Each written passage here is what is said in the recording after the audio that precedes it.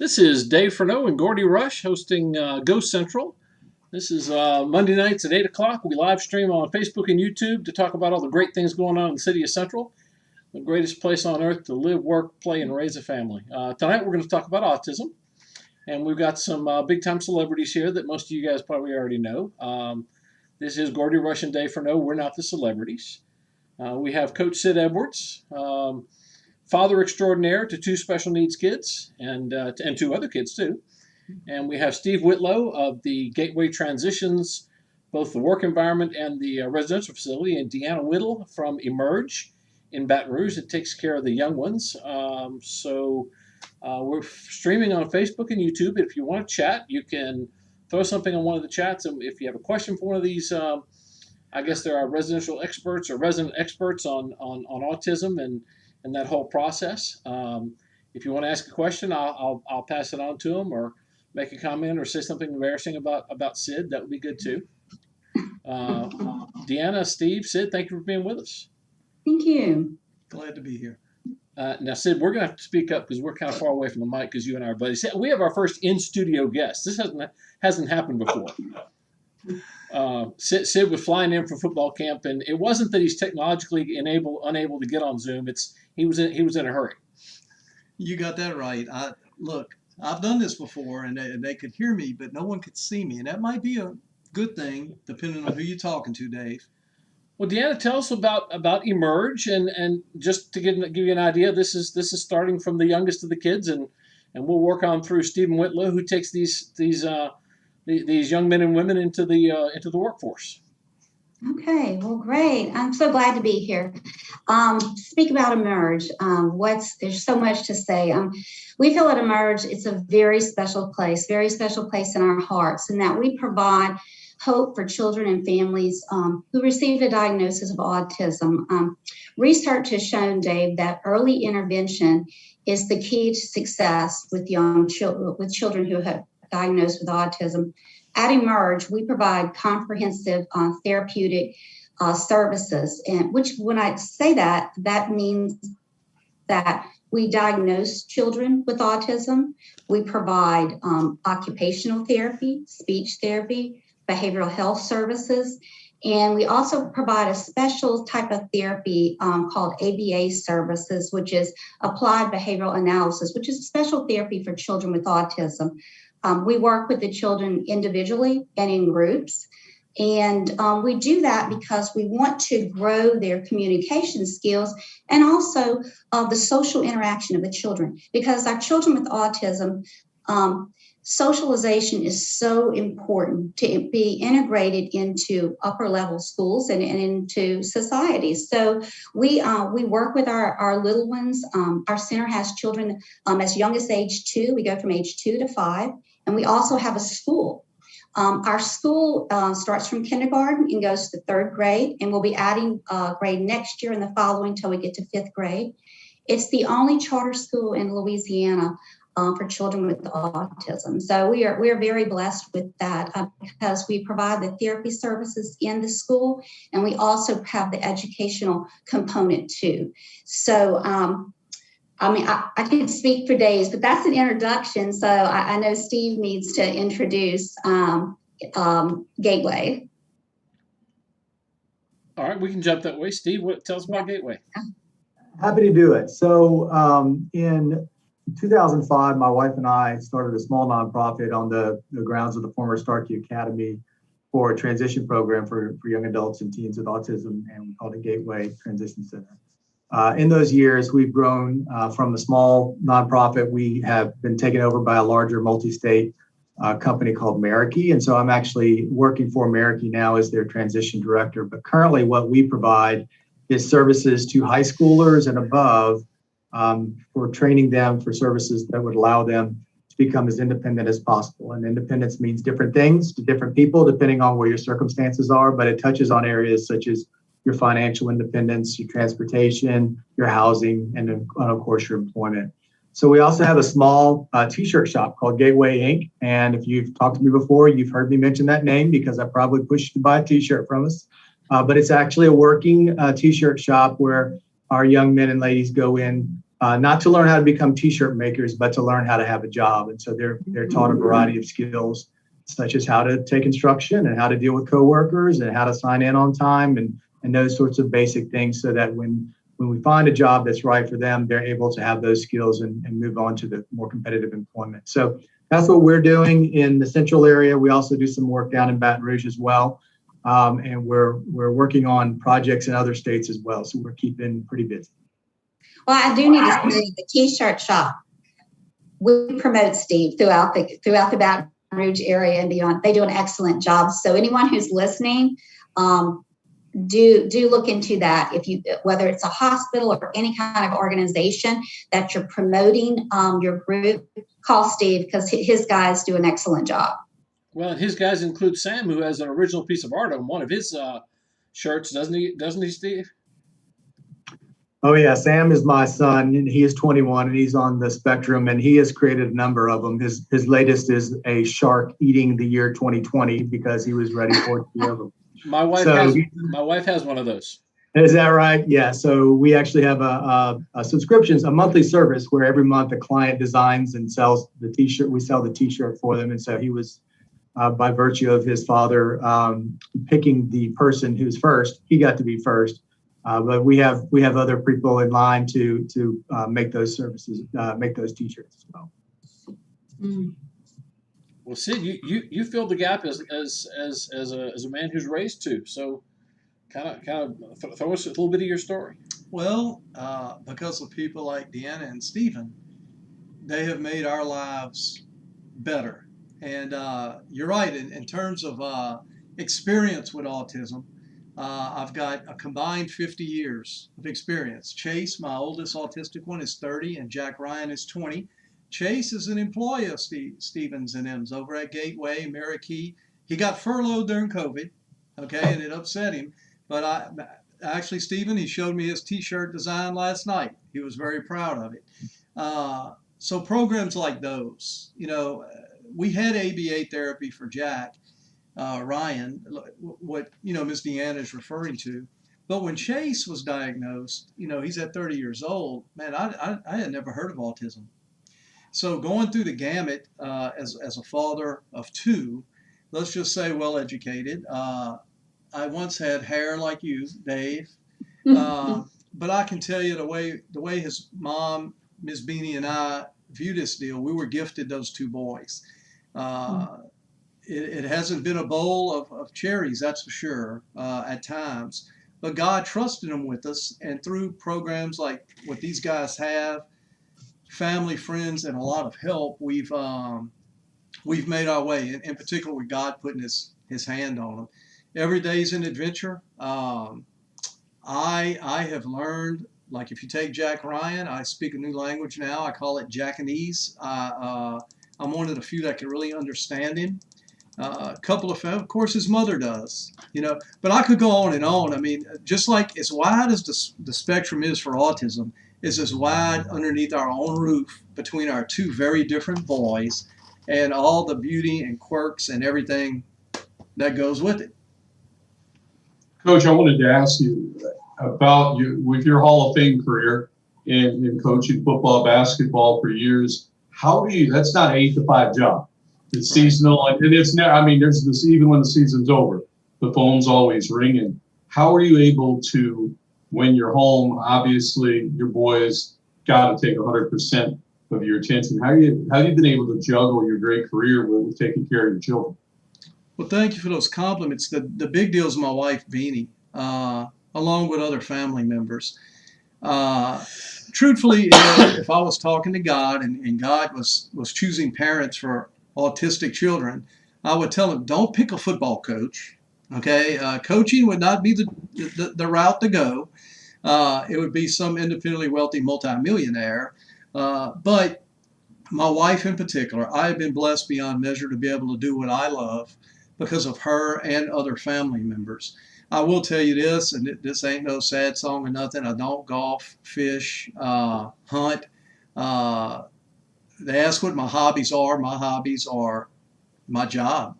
So when I get to work and I'm able to fool with the young men or women I get to coach, that's my blessing away from home. So I'm either with now, and Stephen can attest to this, we've met a couple of times.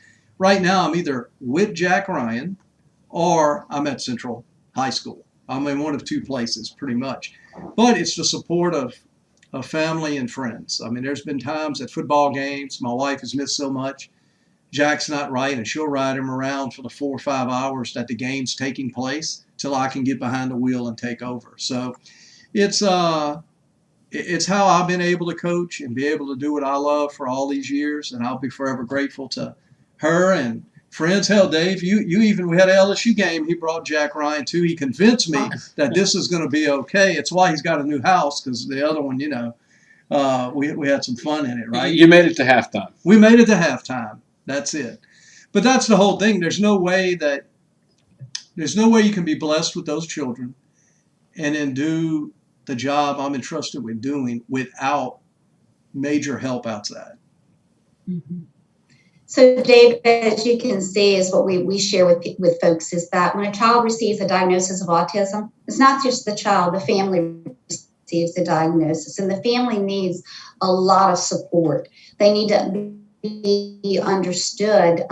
Just like Sid said, that we have sets of twins now, and you can see the differences. One may be higher functioning, a different level of the spectrum than the other, and it's parents need support, and it's just family, friends, and folks like Steve when they're older, our team when they're younger. Well, I think one of the important. Go ahead, Steve. Yeah, I would just say, and I say this a lot because people don't quite know how to interact with families who have someone on the spectrum, mostly because a lot of times they don't understand, right? They don't understand what it is they're supposed to do or how it is they're supposed to help.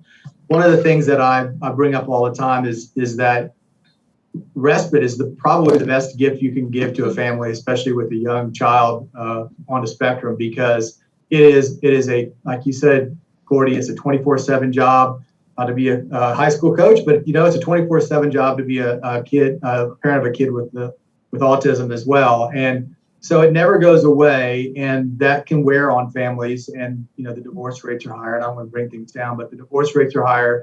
Depression is higher for families that have this issue in their lives, and so being there, just learning how to take the child for an hour or two, allowing the parents to go for a walk together, allowing them to go to church. I tell churches all the time, it makes me sad that there aren't many more outreaches from churches to provide respite to families like this, because you can't, as a friend or family member or church member, you cannot provide the therapies that Deanna can, but you sure can provide some respite, and that's probably the best thing that you can give. And so when we're dealing with folks that are struggling with this, we probably shouldn't just turn the other way because we don't know what to do. We probably should face them and ask them how we can help. Well, you bring up a question that I've often asked with various special situations with families. Would this be a correct statement? Just recognize that I have a child on the spectrum. Don't be afraid to talk about it, and come into my world a little bit, and don't say, well, we shouldn't mention that because that child's special, so let's just not bring that up with the parent. Can any of you speak to that? Well, I will say that as a parent, and Sid, you can comment on this as well. You get you talk about the spectrum. You get the whole spectrum of responses from other people, right? Some people are just overly generous and want to help, and others of them are a little scared and standoffish. And so, but you're absolutely correct, Dave. I mean, every child, every young person on the spectrum is different, and their needs are different, and you won't know them until you talk to them.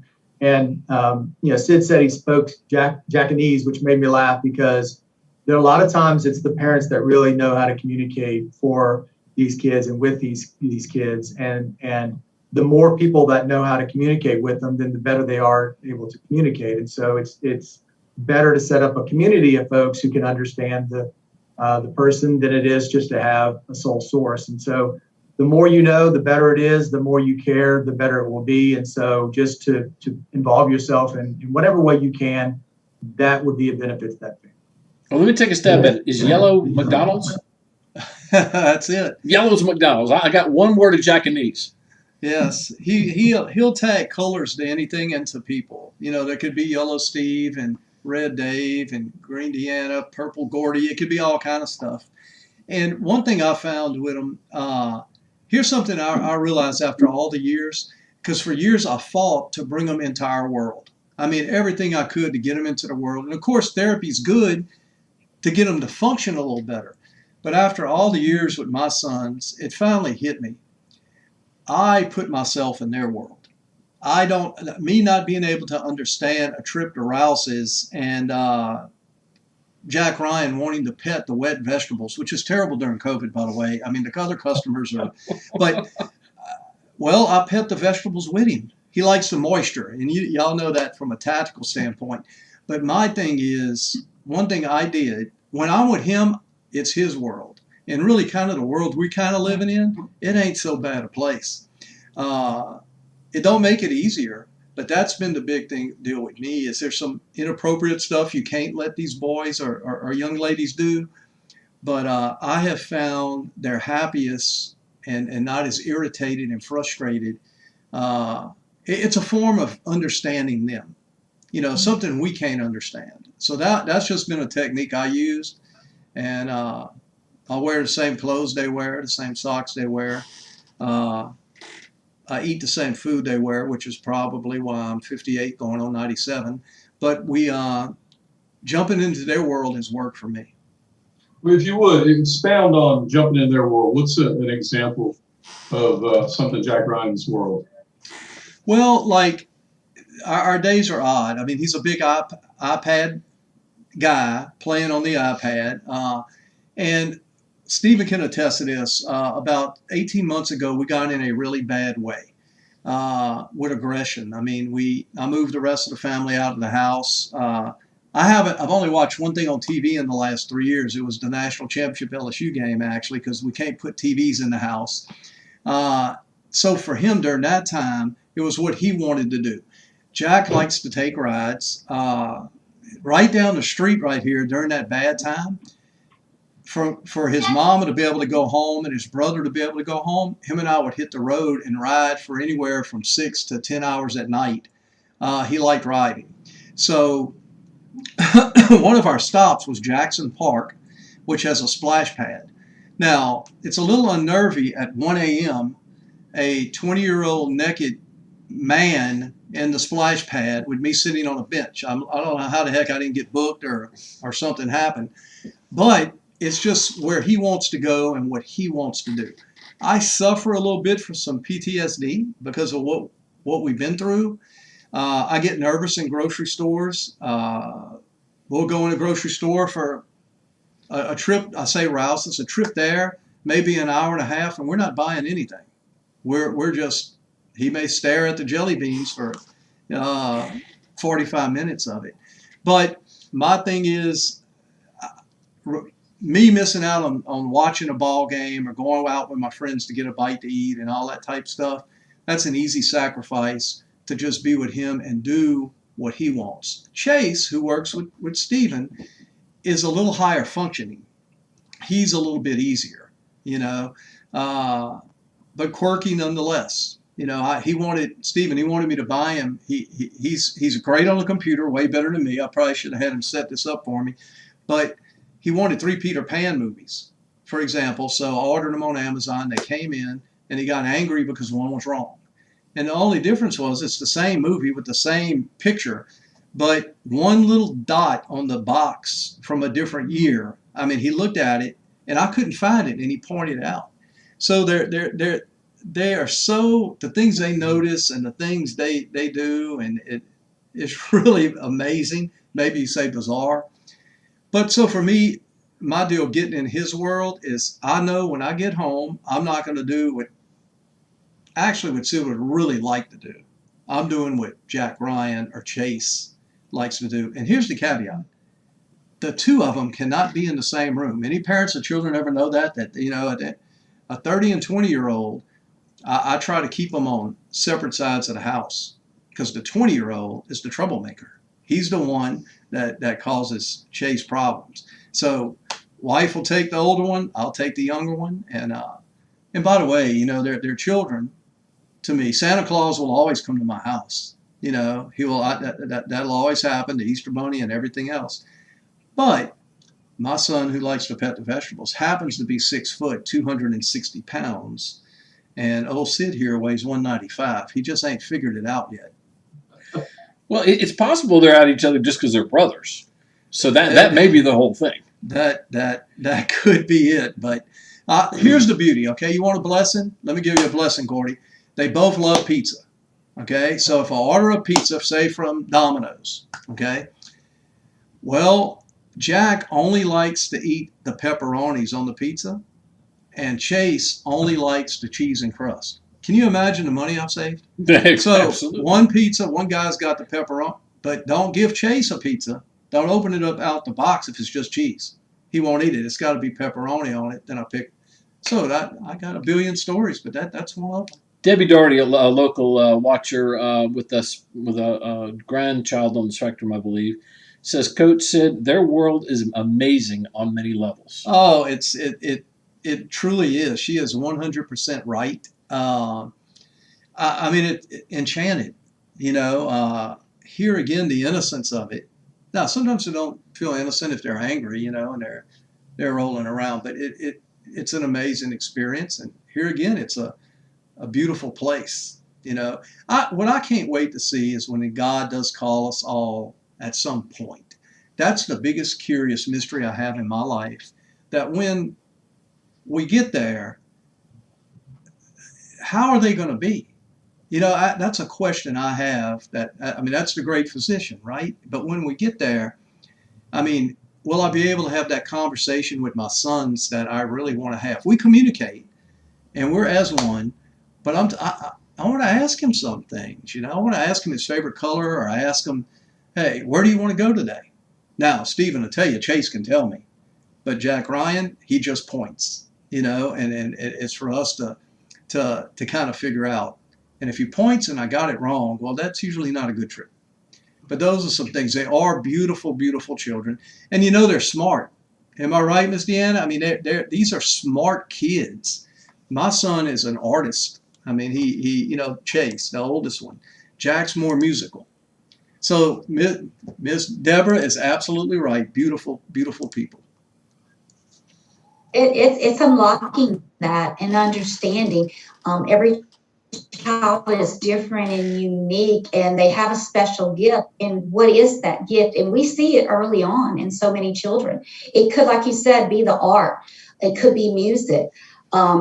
I speak with families all the time, and most of our children, about 55% of our children are nonverbal, but I tell people all the time, they don't, communication isn't always about verbalizing things. They can communicate in so many other ways, whether it's through a computer or whether it's through art, or just being there with them, that smile.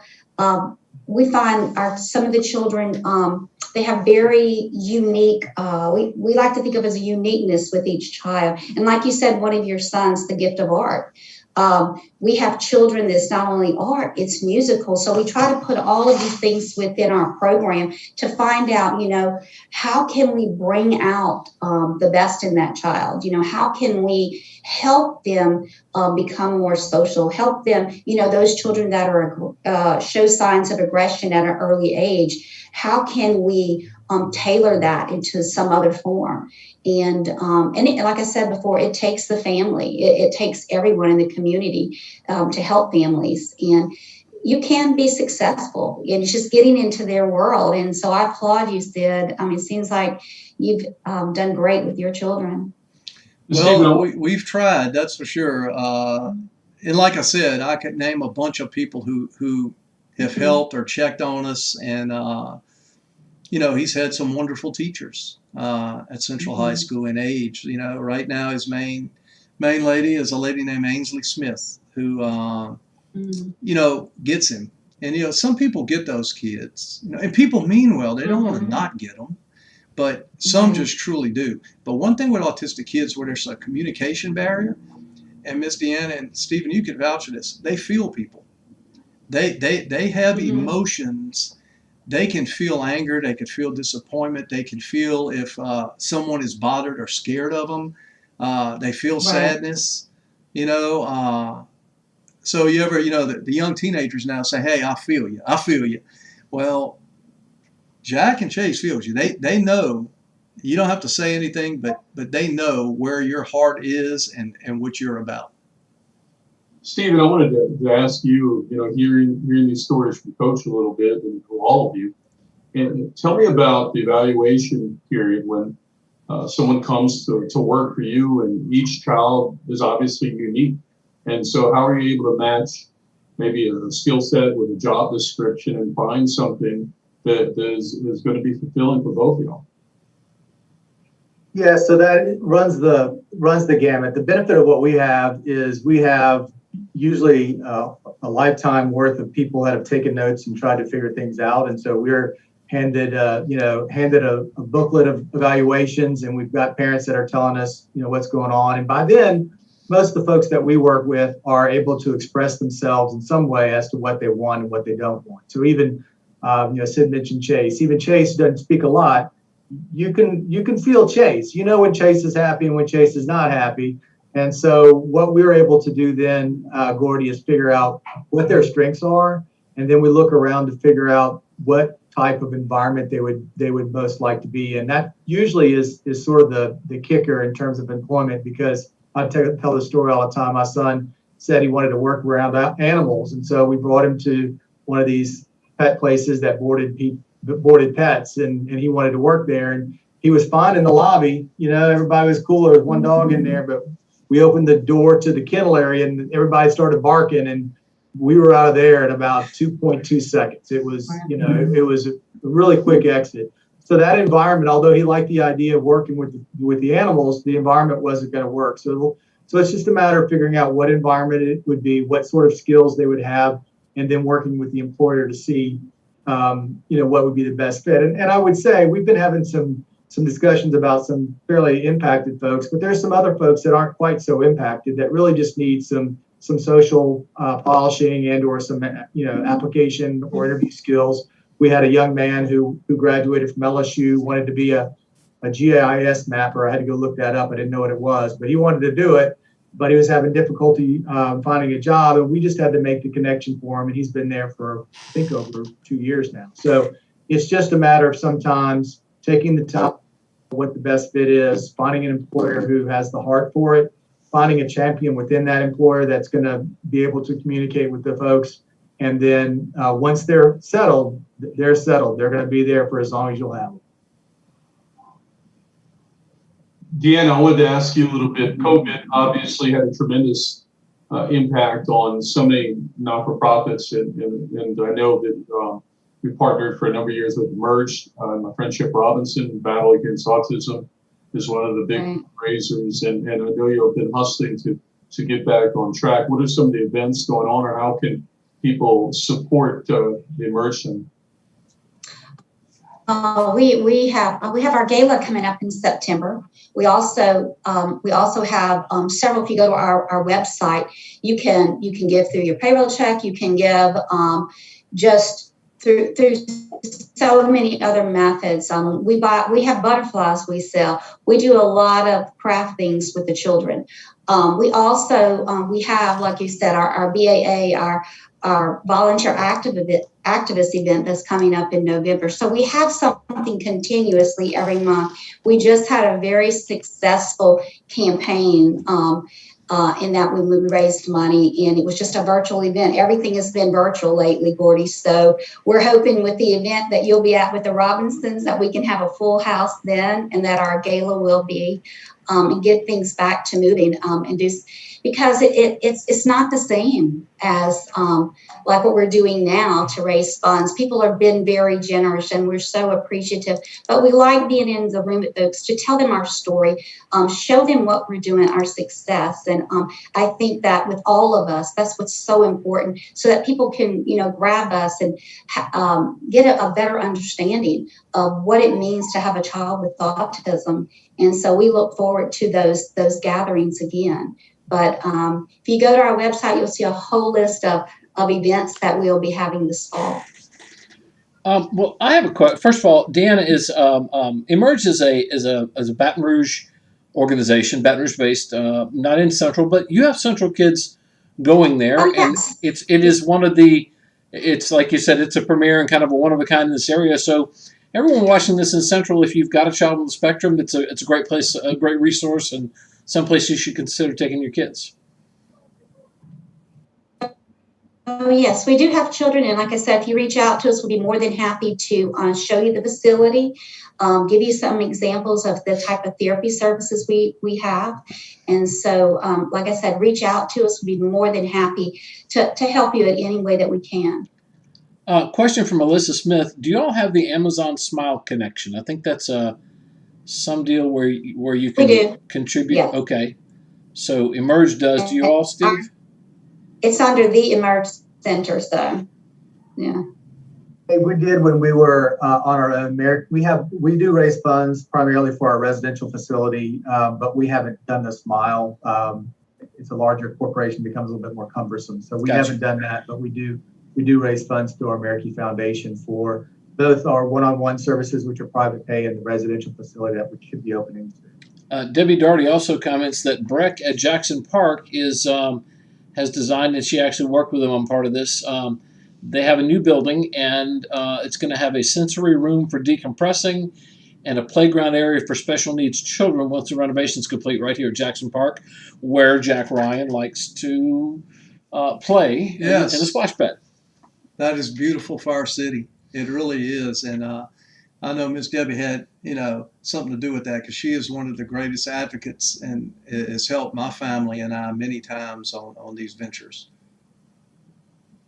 And I can tell you, in the Baton Rouge area, we're currently at Emerge working with Breck at Independence Park. They'll be having an area, a sensory area for children in the Baton Rouge and surrounding areas. So that they hope to have that completed by the fall. In fact, we have our first stakeholders meeting next week. So that's exciting. So something in Central and something in the Baton Rouge area for children. It's going to be awesome. I may beat out Gordy as the one who knows the least about autism in this little chat here. Tell me, if you can, in a reasonable amount of time, what do you look for in a small child to indicate they may be on the spectrum? Are you speaking to me? Well, yeah. What would be my clue? Oh, I thought you said Gordy. I'm so sorry. No, I said Gordy and I are the people there. Actually, we with my oldest. When he was in like a Mother's Day Out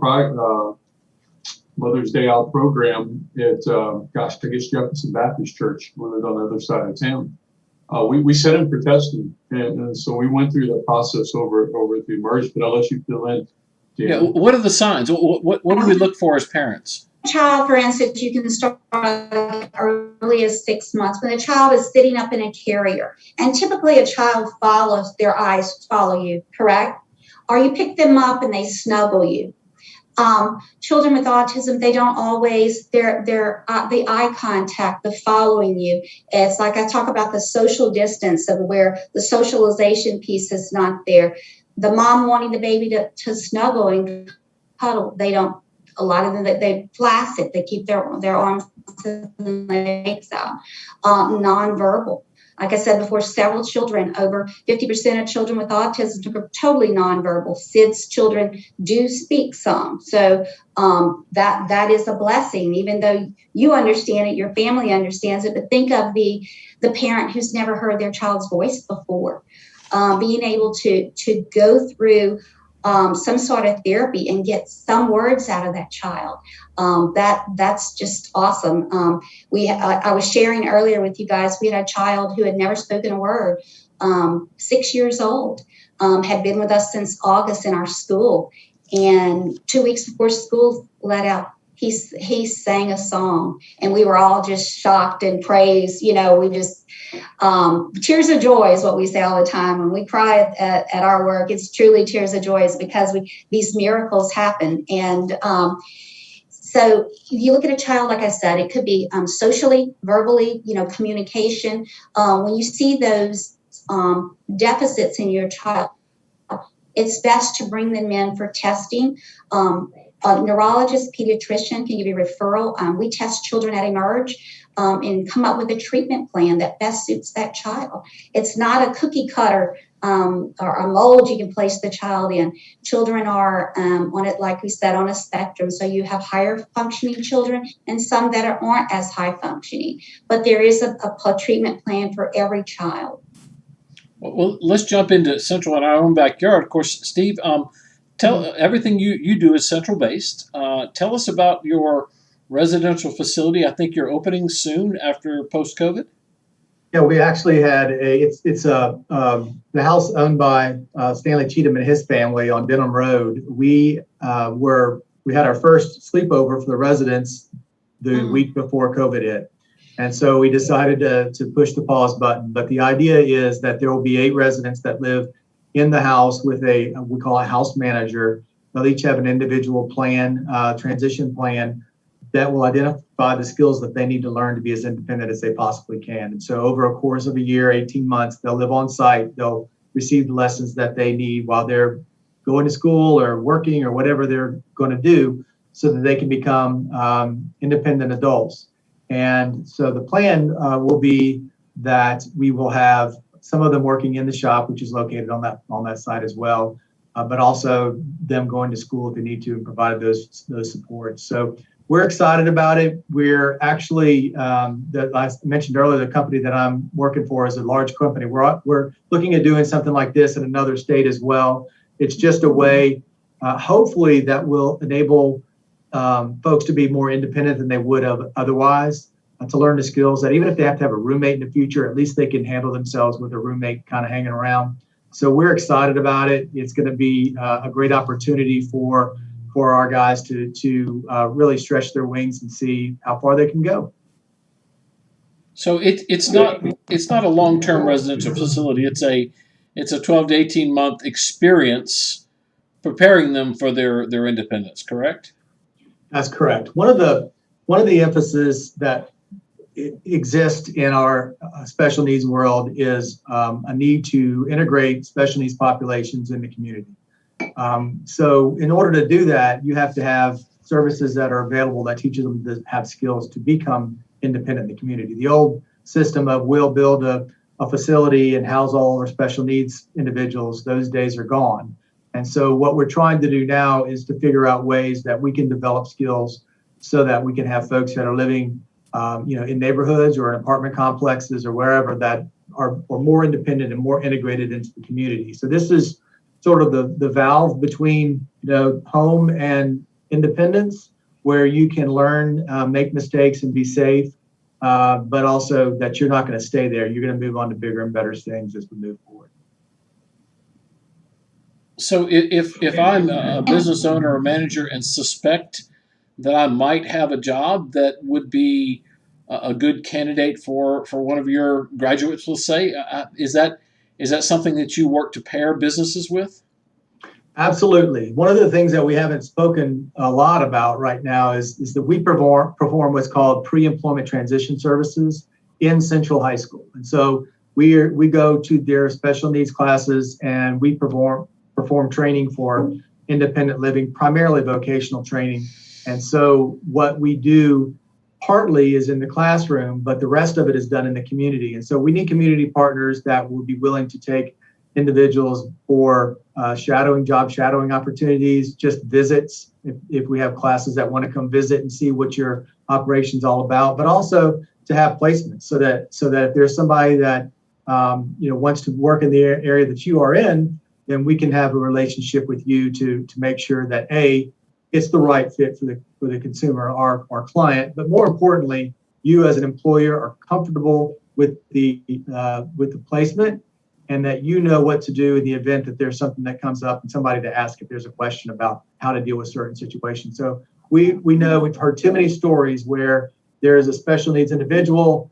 Uncle Joe has a car shop, so we just go stick him at Uncle Joe's, and then the young person doesn't like it, and there's a behavioral outburst. Uncle Joe never will have a special needs person again. That kid will never work again. And so you're in a lose-lose-lose situation. So what we try to do is to, buff as many of those corners as we possibly can, make sure that the fit is the right fit so that when the placement comes, that there's a long-term lasting relationship that goes on. And I just want to say, as Steve stated about a child having a breakdown, or, folks don't always understand that. So what we try to do at an early age, to us, it's the child's trying to communicate, but we try to tailor that into a way that have the child express themselves differently, working on the aggressive behaviors that some children tend to have, and helping the families learn how to cope with that. So when they are in public, or the child is experiencing a difficult time, they know how to intervene and what to do. And it's taken years, and Steve, and at different levels, I know that working as a parent, it can be challenging at times, and especially placing these children. Yeah, one of the things that we learned, which was, it seems like you should know it, but you don't, but behavior is a communication, right? So if someone is behaving in a way, and all of us are doing it right now, so we're all paying attention to each other, mostly, and we're, communicating back and forth, and we're nodding our head when we agree. All those things that we're doing non-verbally, those are all indicating behaviors, indicating what we mean to other people. So if we have some sort of communication disorder, we still want to communicate, and we don't know how to do that necessarily appropriately, our behavior is still communicating. And so when we're having some sort of thing that looks, out of the ordinary, then we are still trying to communicate something, and we need to be taught, hey, how do we do that in a more fruitful way? But also the people to whom I'm communicating need to understand what I'm trying to say. And so a perfect example will be in our shop that sometimes people get frustrated when they're working. They don't know how to say, look, I'm frustrated because the press is too hard to push or whatever. So they'll have either a popsicle stick or some other thing that they can hand to our supervisor to say, this, I need a break, and they can take a break. And once they hand that popsicle stick or whatever it is to the supervisor needs to go, whoa, okay, we need to communicate. We need to figure out what's going on so that we can get back on track.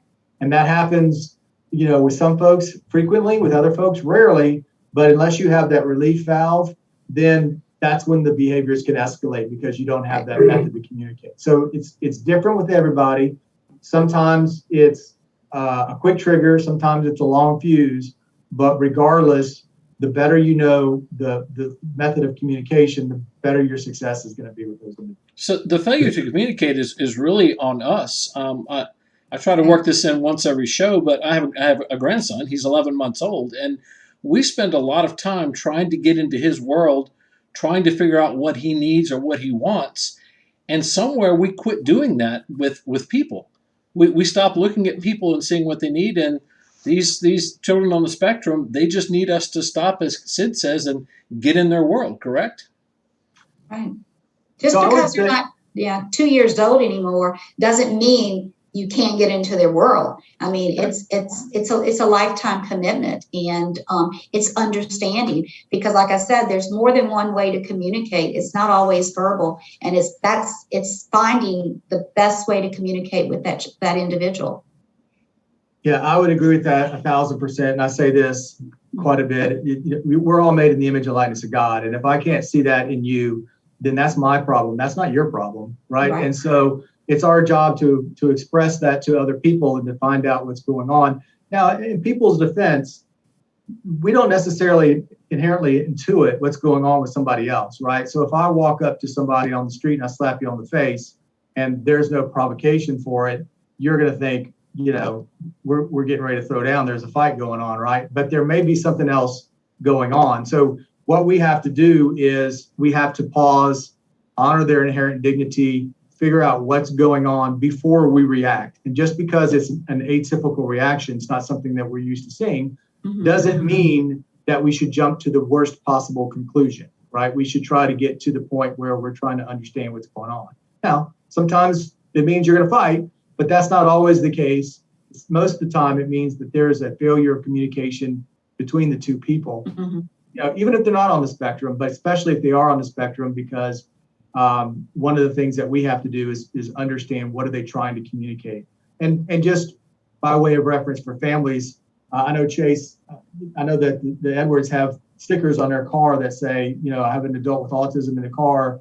They may not be able to communicate with you. If you've got a family member that's dealing with this, one of the ways to prepare them for the world is to prepare the world for them, and having a card on them that says, I'm on the spectrum, I may not be able to communicate, or I may act differently. There are different ways that you can do that, so that you can give, sort of notice to the people around you that this circumstance might not be an ordinary circumstance. And just not to go on, but one of the issues that we've had, and I know Debbie Doherty was on earlier, one of the issues that we've had is with police forces, right? We need to make sure that when the police respond to a scene with someone who's on the spectrum, that they're not necessarily expecting someone to cooperate, because our folks don't always cooperate so great. And we don't want there to be an escalation because they don't respond to the situation. And so what we try to do, for example, the residents, we've let the police department know the residents will be there. And when we get residents in there, they'll be introduced to the police, so that when there's an interaction, it's coming from a place of knowledge and not some sort of knee-jerk reaction to a situation, because they're not going to be called unless there's a problem. Well, you say the image and likeness of God. Sid, I had this image when you were talking about the afterlife, and I'm thinking you're going to get up there finding Jack and God talking Japanese, and you're going to be the one out in the cold. Hey, that would be great. Oh, man. Well, look, a little prop for you.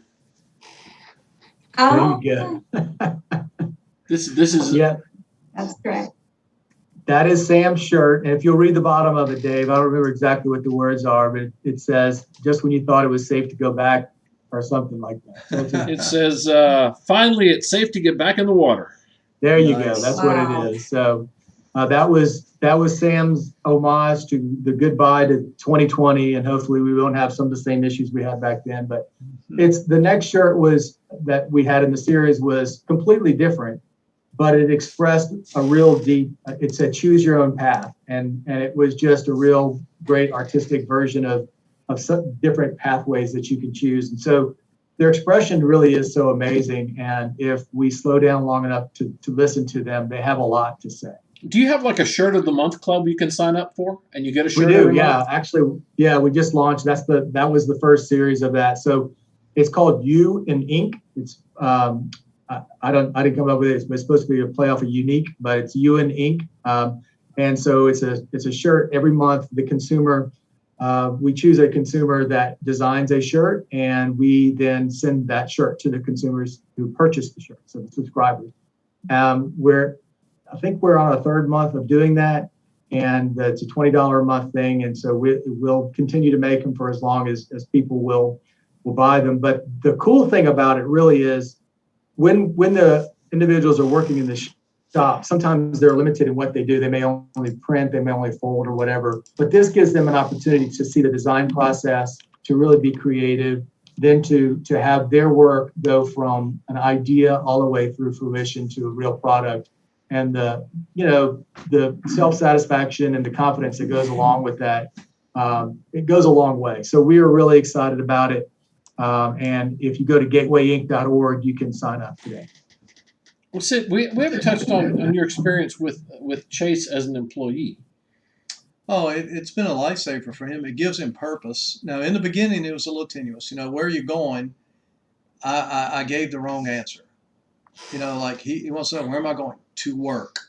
Well, he didn't want to go to work. But now, and they're creatures of habit. That's why when he got furloughed, with Mary Key out off of Jefferson Highway out that way, he was lost. Stephen and him have been so great to him. It's a part of his day. And he enjoys it. And really what's happened, the Emerge Center, what Ms. Deanna and them have done, we really didn't have that for Chase. I mean, that was 30 years ago. We had stuff for them to do, but not at the level. My boys are probably 20 years behind where we're at now. And a big thing where there's a big void is in what Stephen's doing, and it's for the young adults, the that are in that age group. Our country, not just Baton Rouge or Central, our entire nation is not equipped for these autistic kids that are going into young adulthood. And so we get whatever we can, okay? But for Chase, that little deal he does is huge for him. But that's the hope, is that if you take the Emerge Center, and Gordy had brought up his son, they tested him at one point, and I know we're about to get off the air here, but do know that you can get in touch with me. I work at Central High. Any parents out there that are concerned, and I can't tell you how many. I'm not a doctor, nor did I stay at a Motel 6, but I can't diagnose. But I can tell you that parents get nervous if a kid isn't talking on time, or if something's not right, or they're a little quirky. And for the parents out there, 9 times out of 10, it's nothing. It might be developmentally delayed, right? It might be they're just a little bit behind, they get to school age. Maybe they need to be put back a little bit. Most of the time it's not. But know that the Edwards family is here for our community, that if you have any questions, either you have a diagnosis or you're not sure, my wife and I, along with these fine people here, will be glad to take your call and sit with you and talk to you, because I can't tell you how many I've came across and he's just acting bad right now. I don't think he has autism. But Steve, tell you how long that when they use the term spectrum, oh my goodness. There's autistic people out there, Dave, that are neurosurgeons. I mean, so it's just so much. And these guys are the professionals, not me. I live it. Steve does both. Well, speaking of professionals, Beanie's more or less a professional in addition to being a mom. She is. She changed her. She was a math teacher by trade all these years, and going through it, she ended up getting certified as a special education teacher, as has my daughter, Delaney. And here again, living it, it's a different view, a little bit more understanding of knowing. But yeah, it's a family affair at this point. Look, I will say this as well, and a couple of things. First of all, we were in the same group when we had Sam had some behavior issues. We had to go to California to get a BCBA, which is what Emerge does with the ABA therapy. We literally had to call someone in California to do the ABA therapy that we needed. Now the BCBAs are here and they're at the Emerge, and Meraki has an autism center. The services are out there and available. I will tell you though, the difference in Baton Rouge as to other places in the country, because I get to see those with my work, is the sense of community. The fact that there is a program like that's reaching out to folks to bring people together, and that there's churches that are providing respite, and that there's individuals that are leading the charge to get folks the help that they need. That's not a usual thing across the country. That's pretty unusual for folks to band together as a community, and Central does that extraordinarily well. And so one of the blessings that we have just being in our community is the opportunity to help each other, to reach out to folks that are in need. Don't hesitate to do that. If you're someone that's experiencing difficulties, in your family because of autism, there's help out there now. You don't have to do it on your own. You can go find some way to find some relief, whether it be professional or religious or however it is. But the longer that you wait, the worse the story becomes. And so it's really best just to go ahead and take advantage of the things that are out there, and reach out to folks that can help you, because there's plenty of folks, especially in Louisiana, that really do want to help. Debbie Doherty wants to help. Debbie actually posted, she said, look, her cell phone number is 571-4252. She's the grandparent of a young lady who's been to Emerge and is very well immersed in the autism world, and would love to help if you need help. If you know Debbie Doherty, there's another resource for you. And someone asked, are you holding an autism awareness walk this year? That's the Families Helping Families did that, and that was in April that they were supposed to do it. They had a virtual walk. They should be back in person next year. Okay. But April is Autism Awareness Month, and that's usually when the larger events occur.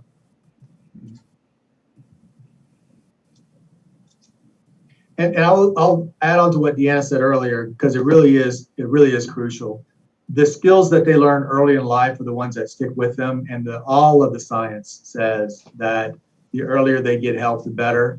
So if you're not sure and you're dealing with a son, daughter, grandchild that is, if you're just curious about what's going on, go ahead, reach out to your pediatrician, start the process. And just to be honest with you, there is a lack of physicians that specialize in this field, so it may take a while for you to get evaluated anyway. So start the process, get it done as early as you possibly can, give them those skills that they need to adapt to our world so that we can start to understand their language and help them out as much as we can. And by the time they get to my age, all I will be doing is, polishing the shine on them and moving them on, and not worrying about some of the bigger issues that the ABA centers can handle early. Right. And a behavioral psychologist can diagnose. It doesn't have to be just a pediatrician. So come to us or other centers like ours that do offer that type of therapist, and they can perform evaluation and set up that treatment plan, because at age 2 is ideal to start that early intervention process. And so if you have any questions, anyone, please just reach out to us, because we'll be more than happy to help. What's your website address or phone number or something for Emerge?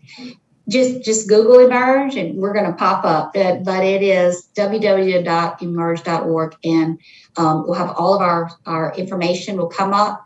ABA, speech, OT, all of our fundraising, even our school. So, and we do have a foundation. So we have a center, which is a large clinic. We have a school, and we have a foundation. But if I'm a parent and don't have resources, can I access either of your groups? Yes, you can. We do a lot of our work. We do is private insurance, Medicaid, and we do have a lot of philanthropy that comes in. We don't like to turn folks away. We have kind of lost Deanna there. Resources available to help. I think it's fair to say that Deanna, their organization Emerge can meet your needs. Resources won't matter. Yeah, we have the services that we provide, especially the high school services, are paid by the Louisiana Rehabilitative Services. So if they qualify for an IDEA or 504 disability designation, then they can get our services. We also have some one-on-one services and the residential facilities for which we raise funds. So if you go to gatewayinc.org, you can see some of that. But also, if you just want to reach out to me, it's Stephen with a PH Whitlow at Amerikey.org. I'll be happy to give you any other information you may need. Last thoughts, Gordy? Excuse me, I was unmuted. It's Coach. God bless. Nothing but respect. I just know in your profession, and I can't imagine during football season you have a practice, you watch film, and you go home and stop everything, and all the thoughts that a coach goes through. Text from you got players getting texting you, parents are texting you, coaches are texting you, and you've got to stop everything and get out of your world and get into Jack Ryan's world. Nothing but love there. Thank you. Appreciate that. Well, I appreciate all of you, because I go back to my childhood and think about being in 4th and 5th and 3rd grade, and we were throwing human beings away back then. I remember the boys and girls who didn't fit in, couldn't socialize, and they stuck them in a desk in the back of the room, and eventually they just became the cast-offs. And now we're recognizing the value of these human beings, and like Steve said, created in the image of God. And we're learning to communicate. You guys are providing an amazing resource for families to love their children. I think it's just amazing. Coach, last question for you. What are the top 3 things on Jack Ryan's iPad? What is he like on his iPad? Absolutely any YouTube. And Okay. what'll happen, it's music, so anything on YouTube, and don't play a ton of games. But the deal, let's give you an example. The hit of the month is Heffalumps and Woozles, okay, from the Pooh series. So to tell you how that works on the Heffalumps and Woozles, when I get home, I will hear it 2.8 million times, back to back to back to back, and but he's had that, and then there's this group called Storybots, okay, and y'all, you still got young ones, but the Storybots will talk about everything from vegetables to dinosaurs. And here's the deal: when he finds a song, it is indeed 12 straight hours of repeat, repeat, repeat, repeat. We take the iPad in the truck with us, so it's mainly a musical thing. But every now and then he'll find a little matching game. It's almost like a puzzle. Like it might be the word cat, and you move up the letter CAT. But for old Jack, it's the song of the week. How many miles has Jack ridden? Oh, during that 18-month, well, I say 18-month, it was really about an 8 or 9 month stretch. No one in the state rode more. Even truck drivers. There's no way. But we got to the point now where we call it a cruise, and we'll hit the road. Probably average about an hour and a half a trip now. But there were those 1 a.m. jaunts to Jackson Park. I was right. You lived right there. You missed all that. Well, I didn't miss it. I just hid. Yeah. Oh, yeah. But yeah, but that's his deal on the iPad, and it's amazing what he can find on that thing. He pulls up stuff, and, I had to put a few blocks on it actually, because he'll pull up, I don't want to trace back to me, No, of course if it was not. but he, and Chase, the same deal. They can find anything in the world on that thing. I appreciate all you being here tonight, just celebrating all the great things in Central, resources that Central has, Deanna, and Emerge, and you two gentlemen, just the epitome of what it is to be parents and care about these kids. And Steve Whitlow, you're an attorney, are you not? Yeah, I am not practicing. I'm actually sitting. My wife is an attorney as well. I'm sitting in her law office on Magnolia Beach Road. So I do a little bit with her, but practiced for 20 some odd years. But I'm now full time devoted to the transition business. I think it's amazing you were called out of a profession that everyone looks at as one of the top things. I want to be an attorney when I grow up, and you left that to be with the kids first at Starkey, and then to invest yourself in the autism world. I just think that's an amazing calling. We appreciate you. Wow. I appreciate it. I probably see less tantrums now than I did when I was practicing law, but everybody's life journey is different. I'm so pleased at ours, and just grateful that we're able to do what we do. Well, thanks for being here. This has been Go ahead, Deanna. No, thank you. We just really appreciate you allowing us to share our stories. Now, this is recorded on Facebook and YouTube. Go Central, GEAUX Central.com on the website. Have it on the website by tomorrow, but on Facebook and YouTube Live, it's all recorded. If you have anybody who would like to know some more about autism, just refer them to this live stream, and we'll be back next Monday night at 8 o'clock. Thank you for being here. Right. Thank you guys. all. Appreciate y'all.